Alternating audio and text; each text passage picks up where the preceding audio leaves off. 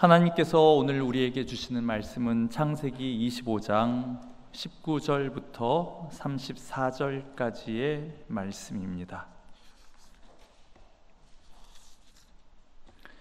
창세기 25장 19절부터 34절까지의 말씀을 저와 여러분들이 한 절씩 번갈아 가면서 받들어 읽도록 하겠습니다. 아브라함의 아들 이삭의 족보는 이러하니라. 아브라함이 이삭을 낳았고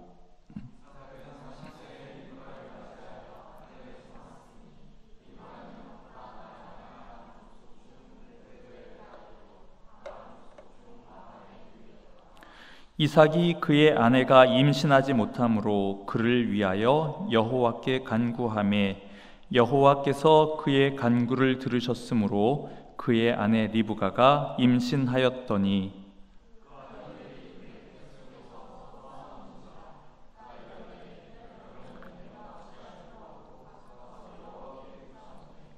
여호와께서 그에게 이르시되 두 국민이 내 태중에 있구나. 두 민족이 내 복중에서부터 나누이리라. 이 족속이 저 족속보다 강하겠고 큰 자가 어린 자를 섬기리라 하셨더라.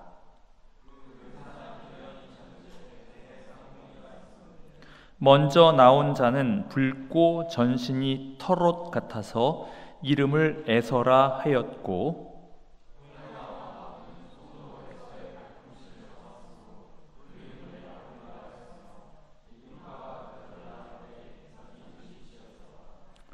그 아이들이 장성하매 에서는 익숙한 사냥꾼이었으므로 들 사람이 되고 야곱은 조용한 사람이었으므로 장막에 거주하니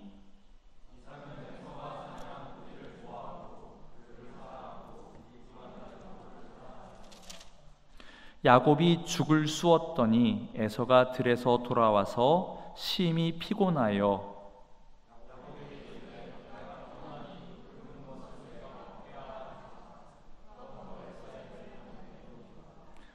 야곱이 이르되 형의 장자의 명분을 오늘 내게 팔라.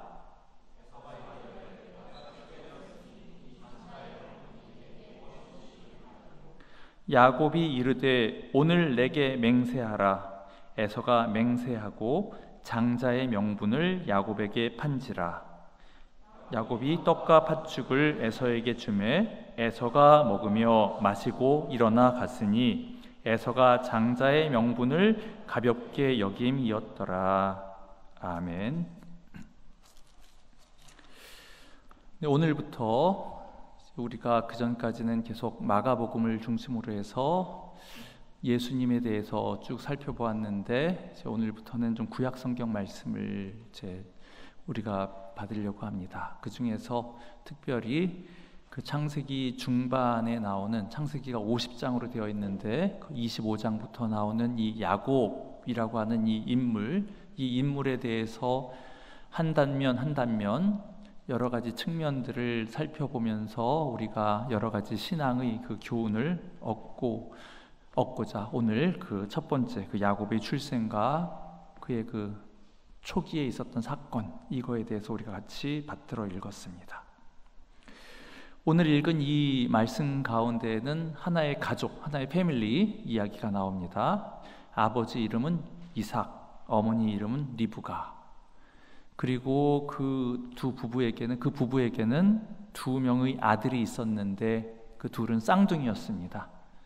그런데 그 쌍둥이는 이란성 쌍둥이여서 굉장히 여러 가지 면에서 똑같지가 않고 많이 달랐습니다.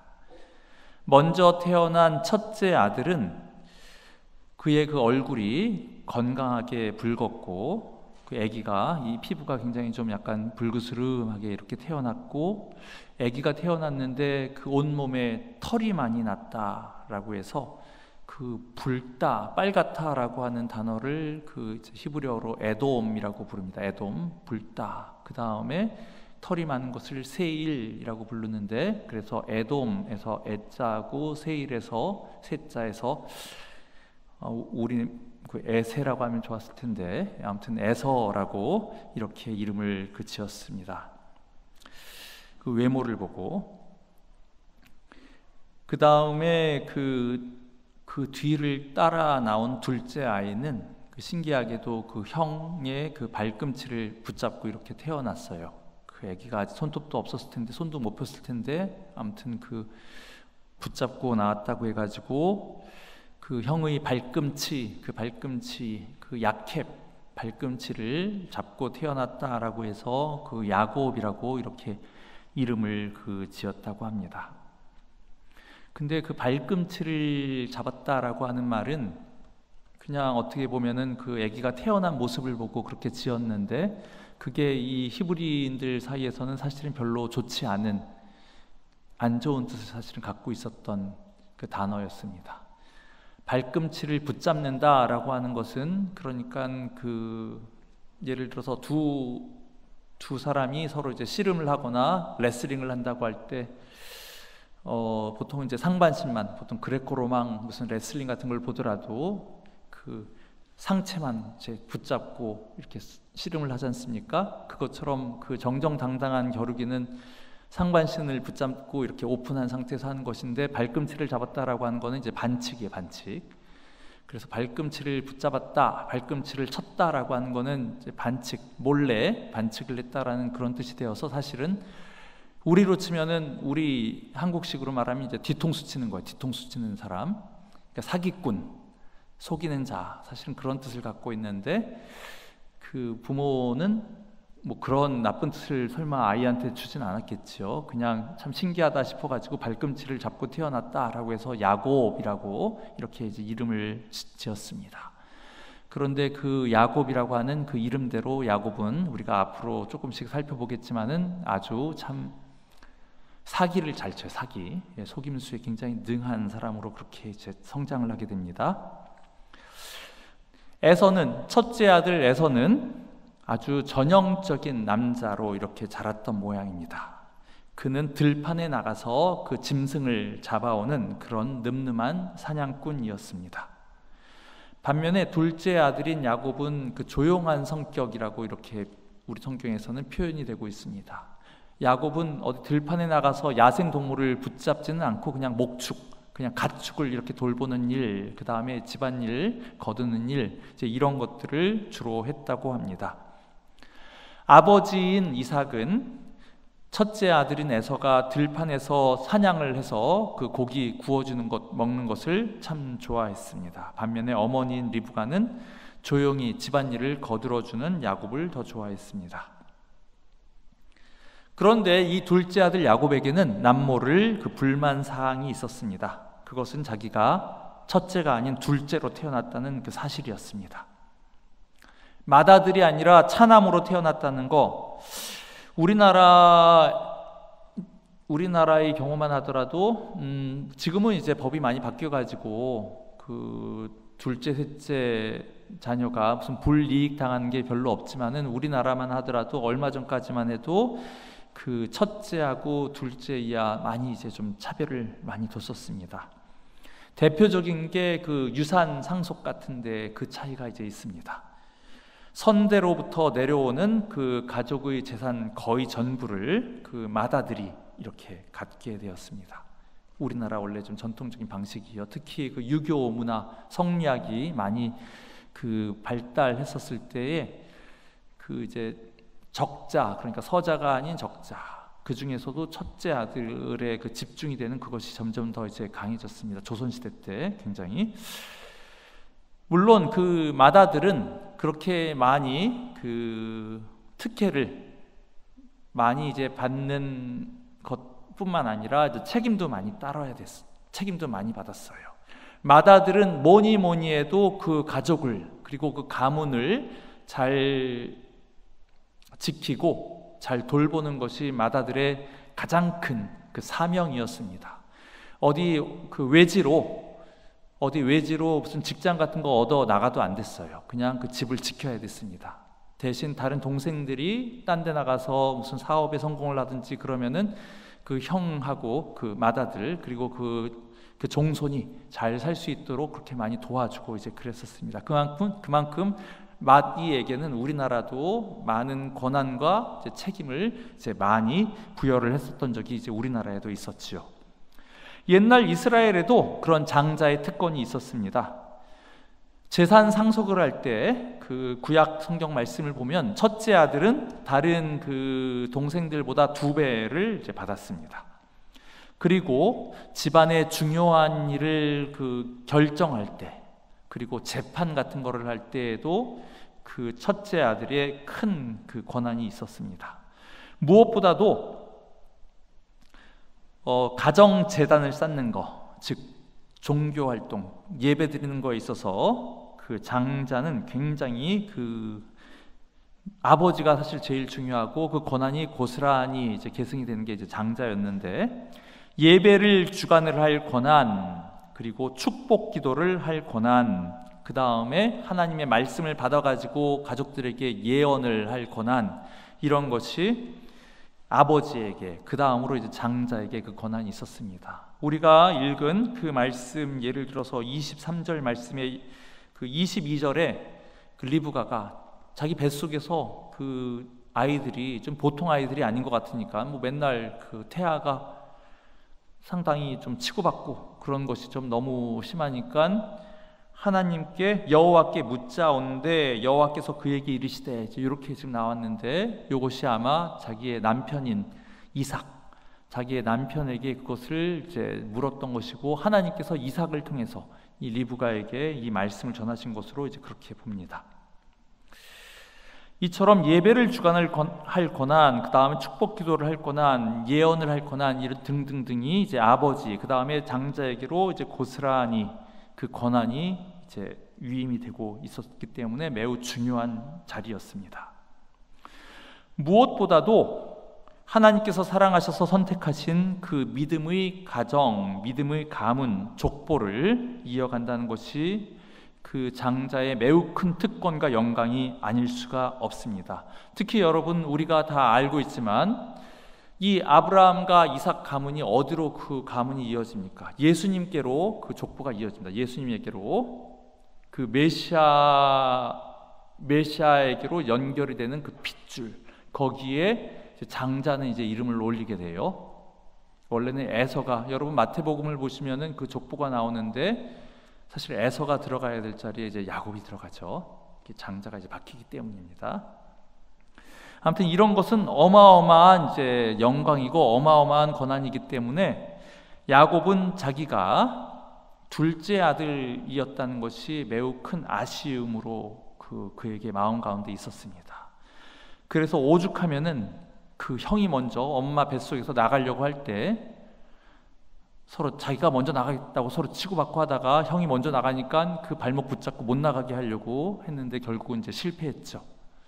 그래서 형의 발꿈치를 잡고 태어났다라고 그런데 한 가지 더 신기한 것은, 여러분 그 23절 말씀에 이미 그 뱃속에 있었을 때부터 하나님의 예언이 있었는데, 특이하게 큰 자가 어린 자를 섬기리라 라는 말씀을 하나님께서는 하셨어요. 보통은 사실은 장자가 더 큰 특권을 갖고 하나님의 더 큰 은혜와 책임을 부여받는데, 희한하게도 하나님께서는 그 중에서는 둘째 아이가 더 커질 거야 라는 예언을 하나님께서는 미리 하셨습니다. 그러니까 사실은 야곱은 그렇게 기를 쓰고 하지 않았어도 하나님의 큰 은혜를 받을 수밖에, 하나님의 큰 은혜를 받도록 그렇게 이미 사실 선택이 되어 있었어요. 그런데 그걸 하나님의 그런 계획이 이루어질 때를 가만히 기다리고 있지 못했죠. 야곱은 조바심이 좀 있었습니다. 그러던 어느 날 야곱에게 찬스가 왔습니다. 그날도 야곱은 여느 때처럼 부엌에서 일하면서 팥죽을 끓이고 있었는데 형 에서가 들판에서 돌아와 먹을 것을 찾았습니다.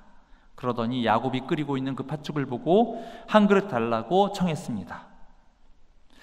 웬만한 동생 같으면 형이 밖에서 열심히 일하다가 돌아왔으니까 형 아주 수고 많이 했어 하고 그냥 얼른 대접을 했겠죠. 그런데 야곱은 속내를 드러냈습니다. 야곱으로서는 벼르고 벼렀던 기회인 모양입니다. 내가 먹고 마실 거를 형한테 줄 테니까 형은 그 장자의 명분을, 그 첫째 아들이라고 하는 그 타이틀을 나한테 팔아라 하고 이렇게 제안을 했습니다. 여러분, 이게 비교가 되는 거래입니까? 내가 팥죽 한 그릇 줄 테니까 형 나한테 뭐 줄래? 그 첫째 아들, 이제 내가 첫째하고 형이 둘째 할 거야. 요거를 바꾸자고 했습니다. 사실은 말도 안 되는 거래인데, 그럼에도 에서는 너무나도 그 현실에 집착을 했었던 사람입니다. 현실에 당장 눈앞에 내가 지금 배가 고프냐 안 고프냐 하는 것이 이 사람한테서는, 이 에서한테는 너무 중요했던 거예요. 그리고 아주 좀 성격도 좀 즉흥적이고 그랬던 모양입니다. 지금 당장 자기가 배가 고파서 죽겠는데 장자의 명분이 뭐가 필요하냐라고 그렇게 생각을 했습니다. 그래서 그냥 흔쾌히 오케이 했습니다. 거래는 성사되었습니다. 성경에는 그냥 이 정도로만 나왔지만은 저는 이 말씀을 묵상하면서 혹시 야곱이 일부러 이런 찬스를 만든 건 아니었을까 하는 그런 생각도 해봤습니다. 에서는 그 이제 불다라고 하는 그 이름이 자기 안에 들어있듯이 원래부터 혹시 이 빨간색 팥죽을 좋아했던 거 아닌가? 형이 팥죽이라면은, 빨간색 음식이라면 아주 꼼짝 못한다라는 것을 혹시 야곱이 미리 알고 딱 요 타이밍에 딱 제안을 하면은 꼼짝 못하고 당할 거야 라고 이렇게 덫을 놓은 것은 아니었을까, 이런 제 생각도 한번 해보았습니다. 그런데 정말 에서는 아무 생각도 없이 그냥 오케이 했습니다. 이 이야기에서 이제 우리가 받기 원하는 교훈은 먼저 그 에서의 그 잘못된 태도입니다.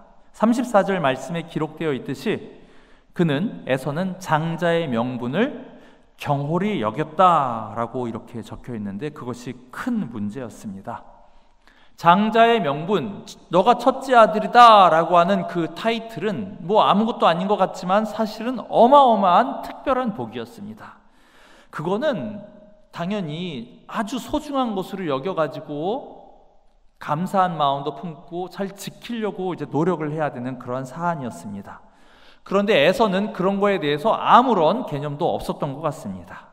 그것을 위해서, 그러니까 장자의 타이틀을 내가 얻기 위해서 사실은 뭐 에서가 노력한 것도 없었죠. 뭐 엄마 뱃속에서 죄를 밀쳐내고 먼저 태어난 거, 그거를 노력이라고 할 수 있었을까요? 아무튼 자기가 뭐 별로 장자의 타이틀을 얻기 위해서 노력한 것이 없어서 더 그랬는지도 모르겠습니다. 그것이 소중하다고 하는 생각이 요만큼도 없는 사람이었습니다. 사랑하는 형제자매 여러분, 혹시 우리들도 하나님께서 우리에게 주신 그 선물, 사실은 우리도 가만히 생각을 해보면은 이것저것 받은 게 많이 있어요. 어떤 것이 있을까요? 뭐 우리를 이렇게 지금까지 건강하게 우리가 생활을 할 수 있게 된다는 것도, 할 수 있는 것도 사실은 하나님의 은혜의 선물이고, 우리에게 좋은 가정, 따뜻한 가정이 있다는 거, 우리에게 이런 교회가 있고 우리 사랑하는 친구들, 형제자매들, 이런 청년 공동체가 있다는 거, 다 사실은 어마어마한 하나님의 선물들인데, 우리들이 혹시 그런 거에 대해서 그거 뭐 당연한 거 아닌가, 뭐 특별한 거 뭐 있나, 이렇게 생각을 하고 있는 것은 아닌지요. 무엇보다도 하나님께서 우리를 사랑하신다, 그래서 우리 대신해서 고통당하게 하기 위하여, 우리 대신해서 죄짐을 지게 하기 위하여 하나님의 아들이신 예수님을 이 땅에 보내주셨고, 그분의 십자가 죽음으로 말미암아 우리에게 생명을 주셨다라고 하는 그 복음, 이 복음의 말씀을 우리가 하도 어릴 때부터 들어왔기 때문에 그거 그냥 다 알아 하고 그냥 그렇게 생각을 하고 있는 건 아닌지 모르겠습니다.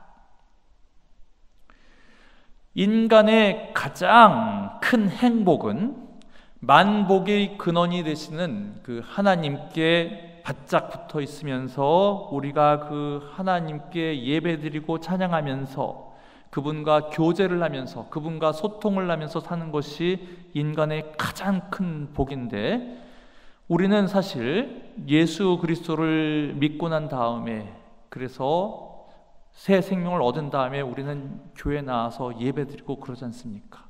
매주일마다 교회에 나와서 이렇게 예배드리는 것, 이것이 하찮은 것, 사소한 것으로 혹시 여기고 있는 것은 아닌지요?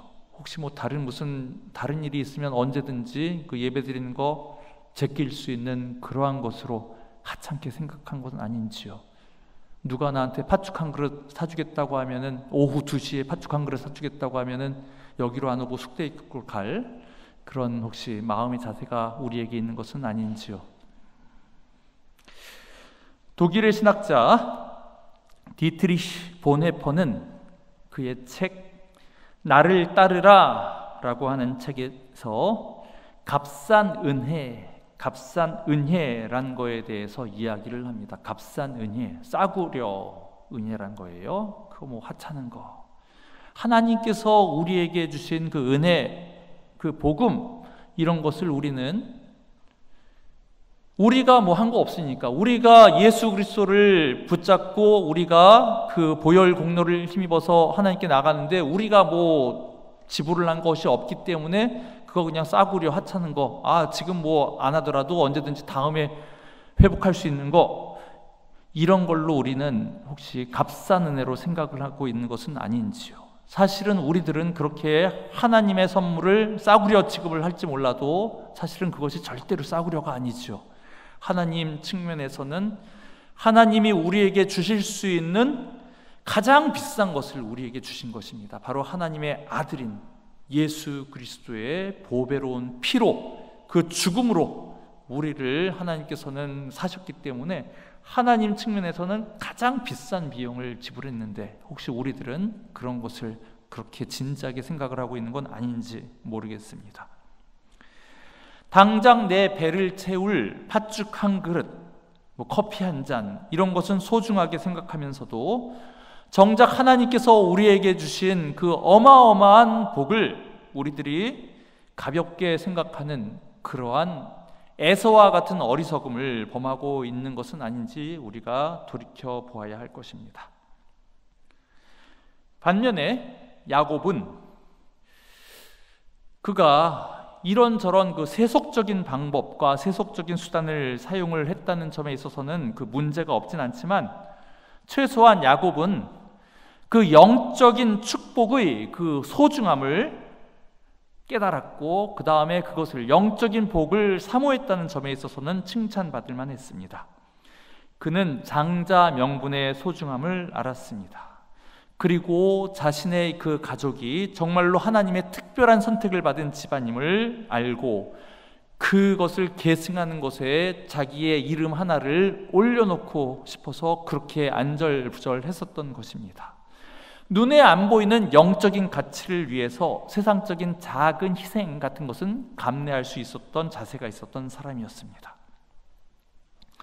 창세기 25장 34절에서는 에서의 잘못을, 에서가 장자의 명분을 경홀히 여겼다, 경솔하게 여겼다라는 식으로 그렇게 이제 평가를 합니다. 에서의 가장 큰 잘못이 뭐냐? 장자의 명분, 그 영적인 복을, 눈에 안 보이는 영적인 복을 가볍게 여겼다 정도로 그렇게 성경에서는 나쁘게 말을 하고 있는데요, 히브리서 12장에서는 더 세게 강하게 에서를 비판을 합니다. 히브리서 12장 16절에서는 음행하는 자와 혹 한 그릇 식물을 위하여 장자의 명분을 판 에서와 같이 망령된 자가 있을까 두려워하라 라고 이렇게 히브리서 12장 16절에 나와 있습니다. 여기서는 에서를 뭐라고 표현을 하고 있냐 하면 망령된 자라고 평가를 합니다. 망령된 자, 정신 빠진 놈 이런 뜻입니다. 얼빠진 놈.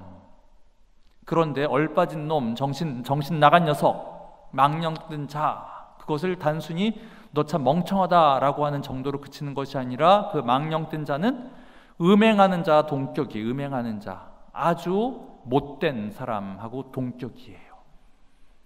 아니 뭘 그렇게 잘못을 했는데. 하나님의 복을 소중한 것으로 여기지 못하는 것 자체가 죄악입니다. 하나님의 선물을 가볍게 생각을 해서 발로 걷어차는 것 자체가 용서받지 못할 죄입니다. 성령을 회방하는 죄입니다. 이것은 가치관의 문제이고 우선순위의 문제입니다. 우리는 만복의 근원이 바로 하나님이심을 알고 바로 그분과 긴밀한 관계 갖는 것이 세상에서 가장 소중한 것인 줄을 아는 사람이 되도록 합시다. 에서처럼 무엇이 중요한지 몰라서 인생을 망쳐버리지 말고 주님을 붙들면서 승리하면서 사는 우리 모두가 되기를 주님의 이름으로 축원합니다.